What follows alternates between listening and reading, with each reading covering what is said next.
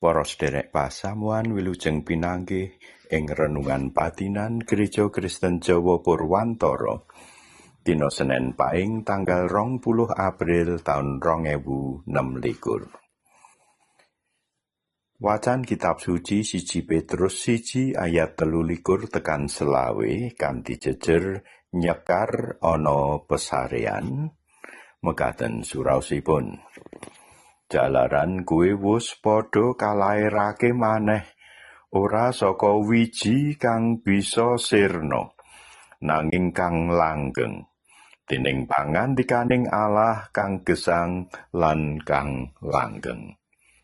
Sebab saking daging iku kaya suket sarta kabeh kaluhurane iku kaya kembanging suket. Sukete dadi garing lan kembange padha gogrok.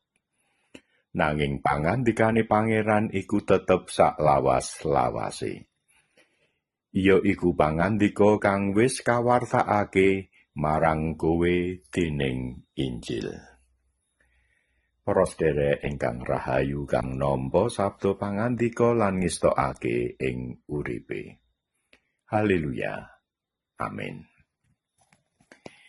Para sedherek wis dadi kodrate kembang nalika mekar katon endah lan seger. Elok menawa disawang lan arum wangi gandane. Nanging sakabehing kaendahane iku mung sawetara. Ana wancine dadi alum garing lan gogrok saka uwite. Kembang iku gegambaran uripe titah ing donya. Kaelokane mung sedhela, ora awet, apa maneh langgeng ing saklawase.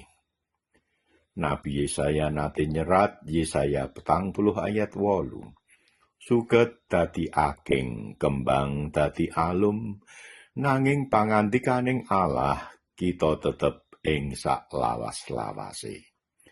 Lan Rasul Petrus ana layange negesi sabda pangandika saka Nabi Yesaya iku. Beda karo tata kamanungsan lawas kang bakal nemu ing pati.